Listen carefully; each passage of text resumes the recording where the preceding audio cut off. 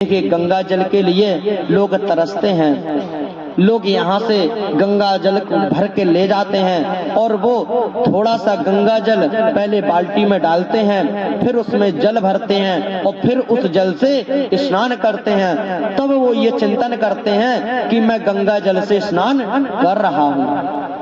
अरे हमें तो पूरा गंगा ही मिल गई, तो हमें थोड़ा सा जल लेने की क्या आवश्यकता।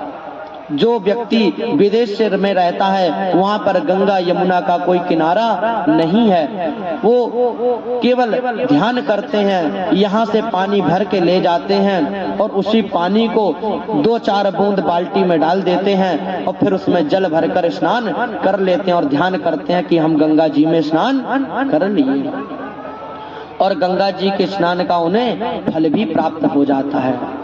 तो इस प्रयागराज की भूमि में हम रह रहे हैं, तो हमें नित्य स्नान करने से पूर्व माँ गंगा का स्मरण करना चाहिए और माँ गंगा का स्मरण करके फिर स्नान करेंगे तो वो हमारा जो जल है वो गंगा जल बन जाएगा, वो उसमें गंगा माँ प्रविष्ट हो जाएंगी और गंगा जल से स्नान करने के बाद हमारे शरीर के जितने भी पाप ताप संताप हैं वो सब धुल जाएंगे। क्यों? माता गंगा में इतनी सामर्थ्य है कि व्यक्ति के समस्त पापों को धुल सकती है। माँ गंगा श्री हरि के चरणों से निकली हुई हैं। माँ गंगा श्री हरि के चरण नख से निकली हुई हैं, इसलिए माँ गंगा इतनी पवित्र हैं, इतनी शुद्ध हैं कि उनमें कोई भी पापी व्यक्ति स्नान करता है और माँ गंगा उसके सारे पाप अपने अंदर समाहित कर लेती हैं और उसको पुनः पापों से मुक्त कर देती हैं। वो व्यक्ति पापों से मुक्त हो जाता है। और दूसरा, यहाँ पर प्रयागराज में एक अक्षय वट है, उस अक्षय वट के भी दर्शन जरूर करने चाहिए। क्यों? उस अक्षय वट में इतना क्या खास है जो अक्षय वट के दर्शन करना चाहिए। देखिए इसमें लिखा हुआ है, माघ मास के जो महात्म्य की कथा है इसमें लिखा आता है कि जो अक्षय वट है सर्वप्रथम जब सतयुग था तब ब्रह्मा जी ने इस सृष्टि की रचना की और जब इस सृष्टि की रचना की तो रचना के बाद महाराज भगवान ब्रह्मा के मन में एक विचार आया कि चलो यज्ञ किया जाए। तो अब यज्ञ के लिए जब निकले तो उन्होंने देखा कि नैमिषारण्य भी एक तीर्थ है, वृंदावन भी एक तीर्थ है, अयोध्या भी एक तीर्थ है, कहाँ पर ये यज्ञ संपन्न किया जाए। जब उन्होंने अपना ध्यान लगाकर देखा, ये आकलन किया, तब उन्हें स्मरण आया कि सबसे अधिक यदि किसी की महत्ता है तो वह प्रयागराज तीर्थ की है। इसीलिए वो प्रयागराज तीर्थ में बने हुए उस अक्षय वट पर आए और उसी अक्षय वट के नीचे बैठकर उन्होंने उस यज्ञ संपन्न किया और अपना यज्ञ वहीं पर किया। कहते हैं उस अक्षय वट के नीचे अनेकानेक ऋषि और अनेकानेक देवता वहां पर निवास करते हैं। अनेक तरह प्रयागराज की महिमा है और इस तरह इस प्रयागराज क्षेत्र की बड़ी ही विचित्र लीला है। प्रयागराज क्षेत्र में अनेकानेक महात्मा आते हैं। देखिए माघ में ही क्यों यहाँ मेला लगता है, कुंभ भी होता है तो माघ में ही क्यों होता है। ऐसा माघ मास में क्या विचित्र कारण है कि केवल माघ में ही मेला लगता है, फागुन में भी क्यों नहीं लगता, चैत में क्यों नहीं लगता, अन्य जो 12 महीने हैं उनमें क्यों नहीं लगता है, केवल माघ में ही क्यों लगता है। तो इसकी एक बड़ी विचित्र कथा आती है कि देखिए माघ मास में क्या हो जाता है। जब मकर संक्रांति आती है तो कहते हैं माघ मकर गति रवि जब होई। जब माघ मास आता है तो भगवान सूर्य उत्तरायण हो जाते हैं। उसके पहले क्या होता है, बोले उसके पहले सूर्य दक्षिणायन रहते हैं। अच्छा, दक्षिणायन और उत्तरायण में क्या फर्क है, दोनों में क्या विशेषता है। तो कहते हैं कि दक्षिणायन में देवताओं के यहाँ रात्रि होती है और उत्तरायण में देवताओं के यहाँ दिन होता है। तो एक साधारण सी बात है, यदि हम किसी के घर में दिन को जाएंगे तो हमें दरवाजे खुले मिलेंगे। क्यों? दिन में सभी लोग जागते हैं, दिन में सभी लोग अपना अपना काम करते हैं। यदि दिन में हम जाएंगे तो हमें दरवाजे खुले मिलेंगे, और यदि रात्रि में पहुंच गए तो हमें सुबह होने तक इंतजार करना पड़ेगा। क्यों? सुबह होते ही फिर दरवाजे खुल जाएंगे, तो हमें सुबह तक का इंतजार करना पड़ेगा। इसीलिए यहाँ माघ में मेला लगता है तो केवल यही कारण है कि सूर्य उत्तरायण हो जाते हैं, भगवान नारायण के बैकुंठ द्वार खुल जाते हैं। उस समय भगवान नारायण के बैकुंठ द्वार बंद नहीं रहते हैं। और दक्षिणायन में यदि मेला लगेगा और किसी मास में मेला लगेगा तो सूर्य दक्षिणायन में रहेंगे। दक्षिणायन में रहने का अर्थ है कि भगवान के यहाँ रात्रि रहेगी, और यदि रात्रि को हम कितना भी स्नान कर लें, कितने भी पूजन पाठ कर लें, वो हमारे तब साकार होंगे जब फिर सुबह होगी। जब तक भगवान के यहाँ अंधकार रहेगा, रात्रि रहेगी, जब तक हम कितने ही पूजन करते रहें, कितने ही यहाँ संगम में स्नान करते रहें, उसका पुण्य उस समय हमको नहीं मिलेगा। ऐसा नहीं कि स्नान करने का पुण्य हमको ना मिले, पुण्य मिलेगा, लेकिन कब तक नहीं मिलेगा? जब तक सूर्य पुनः उत्तरायण में नहीं आ जाते। आपने जैसे दक्षिणायन में स्नान किया, अब कोई कहे कि यदि मैं कहीं जाऊं उस समय सूर्य दक्षिणायन हो और मुझे गंगा जी का स्नान करने का सौभाग्य प्राप्त हो, तो क्या मैं स्नान करूं या ना करूं? तो देखिए, भले ही दक्षिणायन हो, अगर आप गंगा जी के किनारे पहुंच गए हैं तो उस समय आपको स्नान जरूर करना चाहिए। माना कि उस समय स्नान करने से आपको पुण्य नहीं मिलेगा, लेकिन आपने स्नान किया है तो आपका पुण्य भी नष्ट नहीं होगा। भले ही उस समय ना मिला हो, लेकिन जब सूर्य उत्तरायण आएंगे, जब भगवान के दरवाजे खुलेंगे, जब वो अपने दिनचर्या में देखेंगे कि कौन व्यक्ति ने कौन से पुण्य किए, तब आपको उसका फल प्राप्त हो जाएगा। क्योंकि हम दक्षिणायन में या दिन में है या रात में 24 घंटे में कभी भी हम जितने पुण्य करते हैं वो सब भगवान के यहाँ नोट होते हैं, वो सब लिखते जाते हैं। अब क्या भगवान लिखते हैं? तो नहीं, भगवान का लोक में बहुत से लोग हैं। जैसे हमारे इस पृथ्वी लोक में कितने लोग हैं? हजारों, सैकड़ों, करोड़ों लोग हैं। इसी प्रकार भगवान के भी साकेत लोक, ब्रह्म लोक, गोलोक, सत्य लोक, इन सब में भी बहुत लोग रहते हैं, निवास करते हैं। उन सभी को अपना अपना एक काम दिया गया है। जैसे हमारे इस लोक में कोई मुख्यमंत्री होता है, उसका अलग काम है, कोई प्रधानमंत्री है, उसका अलग काम है, कोई मास्टर है, उसका अलग काम है, कोई नौकर है, उसका अलग काम है, कोई सब्जी बेचने वाला, उसका अलग काम, कोई वस्त्रों को बेचने वाला, उसका अलग काम, सबका अलग अलग काम होता है।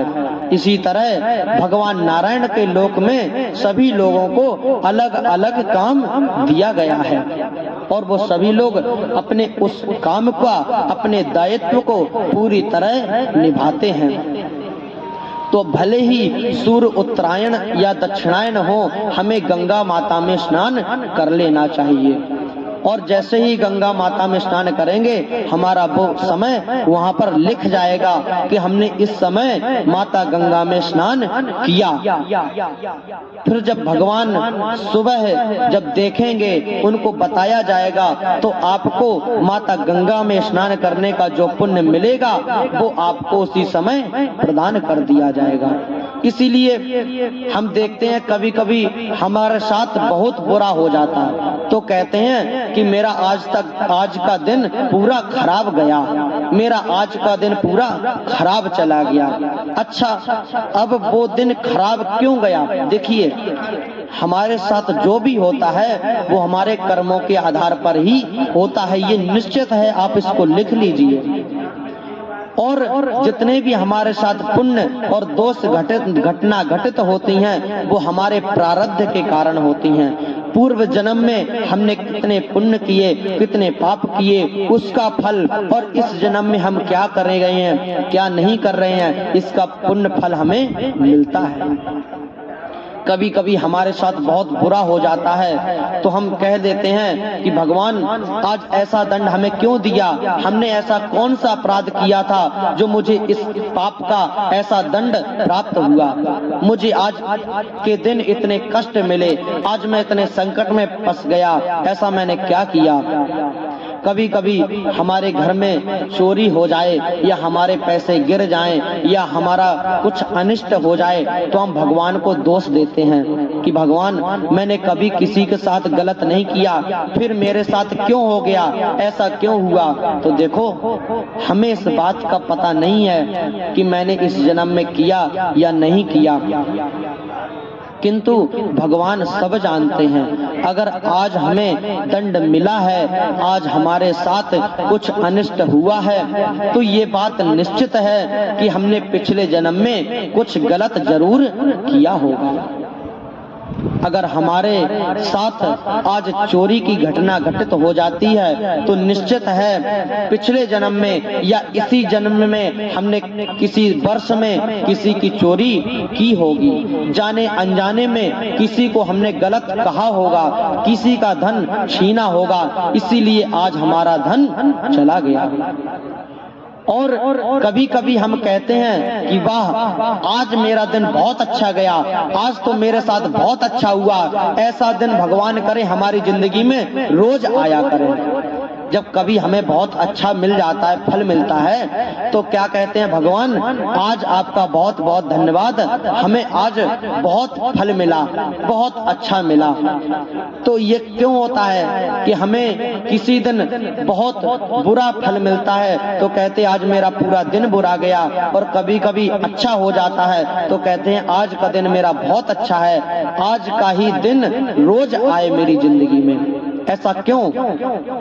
ऐसा इसीलिए होता है कि भले ही आप दक्षिणायन हो और आपने गंगा जी में स्नान कर लिया हो तो आपको उस दिन कोई फल नहीं मिलेगा, उस दिन आपको कोई रिजल्ट नहीं मिलेगा, लेकिन जब सूर्योदय सूर्य उत्तरायण में जाएंगे और जब आपका वो पुण्य देखा जाएगा तो उसी समय आपको वो पुण्य फल प्राप्त होगा। और जैसे ही वो गंगा स्नान का पुण्य आपको मिलेगा उसी दिन आपका अच्छा हो जाएगा, वही दिन आपका अच्छा बन जाएगा, उसी दिन आपको खूब अच्छा व्यापार चलेगा, खूब अच्छा आपका धंधा चलेगा, खूब अच्छे लड़के बच्चे आपके पढ़ेंगे और आगे बढ़ेंगे।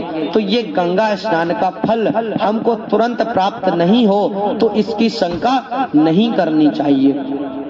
हमें ये विश्वास रखना चाहिए कि यदि भगवती गंगा में हमने स्नान किया है तो इसका पुण्य हमें जरूर मिलेगा, आज नहीं तो कल मिलेगा। ये गंगा जी की विशेषता है।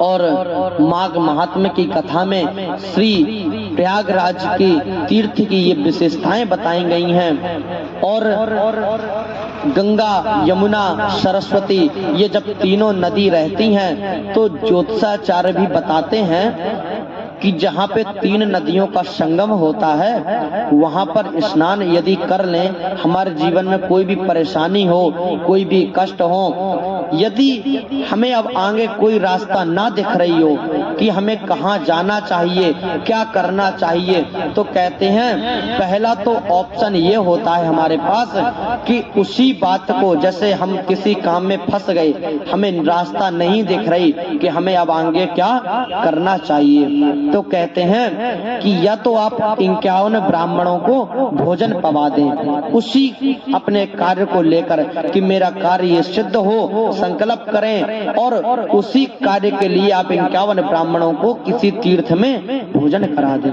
या अपने घर में भोजन करा दें तो आपका वो काम सफल होता है, पहला। और दूसरा कारण बताते हैं कि गौदान कर दें, एक गौदान किसी ब्राह्मण को कर दें तो आपका जो बिगड़ा हुआ काम है, आपको रास्ता नहीं सूझ रही, वो काम आपका सफलता पूर्वक हो जाएगा, आपको रास्ता मिल जाएगी। ये दूसरा काम। और ये तीसरा काम है, कहते हैं जहाँ पर तीन नदियों का मिलन हो रहा हो, गंगा, यमुना, सरस्वती या और कोई भी नदी हो, लेकिन जहाँ पर 3 नदियों का मिलन हो रहा हो, वो नदी कोई सी भी हो, अगर 3 नदियों का मिलन हो रहा है, संगम है, तो उन नदियों में स्नान करो। देखिए, स्नान की एक विशेषता है, यदि सूर्य उदय में आप स्नान कर रहे हैं तो आपका मुख भगवान सूर्य की तरफ होना चाहिए, और यदि सूर्य पश्चिम में है, उस समय आप स्नान कर रहे हैं तो आपका मुख पश्चिम की ओर होना चाहिए। कहने का भाव ये है कि आप जब स्नान करें तो उस समय ये देखें कि समय क्या हुआ है, भगवान सूर्य का स्थान कौन सा है। यदि आप मध्य वेला में, मध्य दिवस में स्नान कर रहे हैं तो भगवान सूर्य का स्थान क्या है, ऊपर।